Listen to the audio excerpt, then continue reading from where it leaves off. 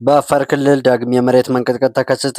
አማራውን እርስ በርሱ ደም አቃብተነዋል ሲሉ ሽመልስ አብዲሳ ተናገሩ። የአብይ አህመድ አገዛዝ ለመውደቅ ገደል ጫፍ ላይ ነው ተባለ። እነዚህንና ሌሎች ትክክለኛና ወቅታዊ መረጃዎችን ያገኙ ዘንድ አብራችሁን ቆዩ። በአፋር ክልል በተከሰተ የመሬት መንቀጥቀጥ ከ43 ሺህ በላይ ሰዎች ከመኖሪያ ቀያቸው ተፈናቀሉ። በአፋር ክልል ኪልበቲ ረሱ ዞን በረሃሌ ወረዳ ትናንት ምሽት በተከሰተ የመሬት መንቀጥቀጥ 43456 ሰዎች ከመኖሪያ መፈናቀላቸው ተሰማ። የመጀመሪያው ርዕደ መሬት ከደረሰበት ከትናንት ጥቅምት 1 2018 ዓ.ም ምሽት 12 ሰዓት ጀምሮ ለ6 ጊዜያት ያህል የመሬት መንቀጥቀጥ መከሰቱን በረሃሌ ወረዳ አስተዳዳሪ አቶ አሊ ሁሴን ለኢትዮጵያ ኢንሳይደር ተናግረዋል። በወረዳው ካሉ ቀበሌዎች በርዕደ መሬቱ ከፍተኛ ጉዳት የደረሰባቸው ቡሬና አስጉቢ አላ የተሰኙ ቀበሌዎች መሆናቸውን አቶ አሊ ገልጸዋል። በሬክተር ስኬል 5.6 በተለካው የመሬት መንቀጥቀጥ በሁለቱ ቀበሌዎች በርካታ ቤቶች ማፍረሱን ዘገባው አመላክቷል። በዚህ ሳቢያ ከተፈናቀሉ ከ43 ሺህ በላይ ሰዎች በተጨማሪ 6 ሰዎች መጎዳታቸውን እንዲሁም አንድ የ12 ዓመት ታዳጊ ልጅ ህይወቱ ማለፉን አስተዳዳሪው አስታውቀዋል። ከተጎጂዎቹ ውስጥ 3ቱ ወደ በርሃሌ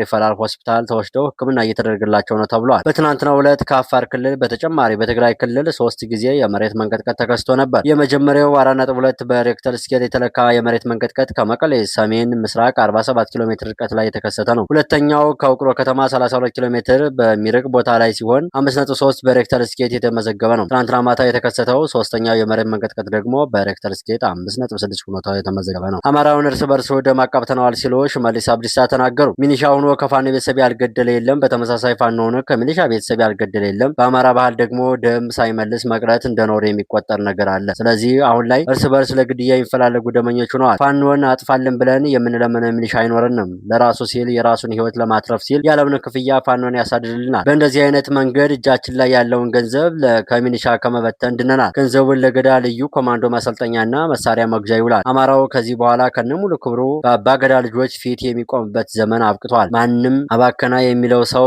አይኖርም። ቀደም ብዬ እንደነገርኳችሁ አማራ ከዚህ በኋላ እስከ ምጽአት ድረስ ምንም አይነት የፖለቲካ ውሳኔ ሰጭና ሚና እንዳይኖረው አድርገን ሰርተናል። አንዳንዶቹ ይህንን ስንል መታበይ ይመስላቸዋል። ነገር ግን ፖለቲካውን የሰራ ነው ሰዎች ስለምናውቀው ነው። ከእንግዲህ ኦሮሞ ማድረግ ያለበት ስትበድለው ከነበረችው ሚኒልክ ሰራሽ ሀገር ቁጭ ብሎ ካሳ መቀበል ብቻ ነው። ከኦሮሞ ጋር ሰላም ፈጥሬ ይኖራሉ የሚል አካል ካለ እሱን እንቀበላለን።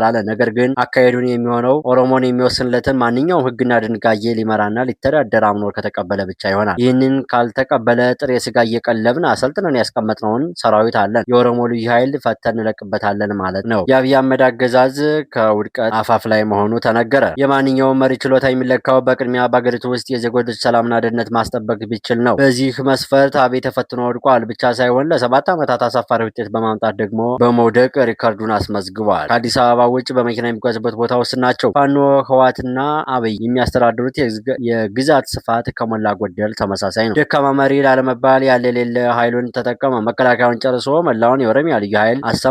ፈቀቅ የሚል ነገር ግን የለም። የሚያሳዝነው ዛሬም ችግሩን ለመፍታት የሚፈልገው 7 ዓመት ሙሉ ተሞክሮ ውጤት አልባ በሆነ ስልት ነው። ክትትልና ምርመራ በተከናወናባቸው ቦታዎች በተለይ በአማራ፣ ቤንሻንጉል ጉሙዝ፣ በጋምቤላና በኦሮሚያ ክልሎች በሚጣሉ የሰዓት እላፊ የእንቅስቃሴ ገደቦች፣ በየአካባቢ የሚንቀሳቀሱ የታጠቁ ኃይሎችና በመንግስት የጸጥታ ኃይሎች በመንገዶች ላይ በሚጣሉ ኬላዎች፣ የመንገድ መዝጋት ትዕዛዞችና እርምጃዎች እንዲሁም በመንገዶች ላይ በሚደርስ ጥቃት፣ እገታዎች፣ የንብረት ዘረፋዎችና ውድመቶች የሰዎች ከቦታ ቦታ የመዛወር ነጻነት መብት አደጋ ላይ መውደቁን ኢሰመኮ ለመገንዘብ ችሏል። ኢሰመኮ እነዚህን እርምጃዎችና ጥቃቶች ከመዘዋወር ነጻነት መብቶች ባሻገር በህይወት የመኖር የአካልና የንብረት ደህንነት መብቶች ላይም ጥሰቶች ማስተላቸውን አረጋግጧል። እንዲሁም የዕለት ከዕለት ተግባራትን በማወክና የማህበራዊ አገልግሎቶችን ተደራሽነትን በመገደብ በድርጊቶች ተጎጆች ላይ በቀጥታ ከሚደርሱ የሰብአዊ መብቶች ጥሰቶች በተጨማሪ በህብረተሰቡ የማህበራዊና ኢኮኖሚያዊ እንቅስቃሴዎች ላይ አሉታዊ ተጽዕኖ እያሳደሩ መሆናቸውን ለመረዳት ተችሏል።